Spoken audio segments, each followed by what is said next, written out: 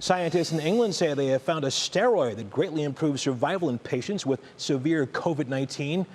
Our senior health correspondent, Monica Robbins, has the research. And Monica, let's talk. What can you tell me about this? Well, it's called dexamethasone, and it's an anti-inflammatory steroid that was approved for medical use since 1961. So the good news is that it's pretty much on every pharmacy shelf around the world, and it's cheap. In the U.S., it costs about $25 here. It's commonly used to treat conditions like arthritis, allergic reactions, and immune system disorders. And researchers in England found it is an effective weapon against COVID-19, especially among the sickest of patients who are on ventilators, because it reduced death rates by 1/3, which is critical because another study shows 1/5 of the world's population has at least one underlying health condition that puts them at greater risk for severe disease from COVID-19. So, Russ, this is a big sign of hope right now. Yeah. Okay. What about patients who were not as sick? Did this show any benefit at all? Yeah, it's a good question. For those just getting oxygen therapy, the risk of dying was reduced by about 20%, but unfortunately it had no effect on those with mild cases of coronavirus. Okay, are there side effects to this?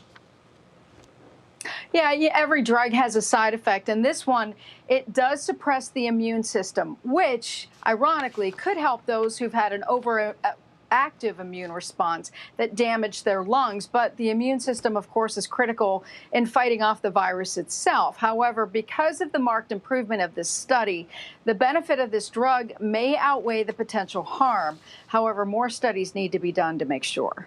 What is the difference between this and that other drug, remdesivir, which was tested, of course, here locally?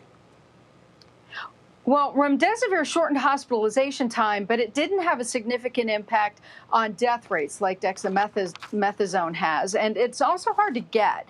Gilead, the company that makes it, is ramping up production, but currently it's only available at a few hospitals, and it also requires an injection over several days.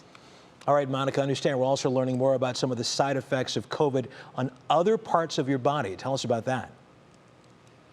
Yeah, there's another paper that just came out, an article in the Journal of Alzheimer's Disease, and it points out COVID-19 is causing brain damage in some patients, things like stroke, seizures, coma, and confusion, which could lead to bigger problems down the road. So some are calling for more research, and others think some patients should actually have baseline MRIs before they leave the hospital. The concern is some patients may develop cognitive decline, attention deficit, brain fog, or even Alzheimer's disease in the future. And the brain issues seem to affect people with severe disease. And I spoke with a local neurologist who doesn't think every patient needs to have an MRI, but agrees some do need to be followed because of what this disease may lead to eventually. Can lead to an increased chance of neurodegenerative diseases like Parkinson's disease and neurodegenerative dementia and a whole range of cognitive dysfunction. Certainly patients that can have multiple strokes are at much higher risk of getting dementia. Dr. DeGiorgia doesn't think MRIs are necessary for every patient, but for those who have many strokes or clotting issues, it is a useful tool to check for further damage and to keep a baseline, to keep checking down the road, Russ. A lot of information there, Monica. And I see Fergus. Sure. It's Fergus? Yeah, he's outside the door. He's parking. Apparently somebody's knocking at my door. Right. It's probably Amazon. Tell him we said hello. Thank you so much, Monica. I will.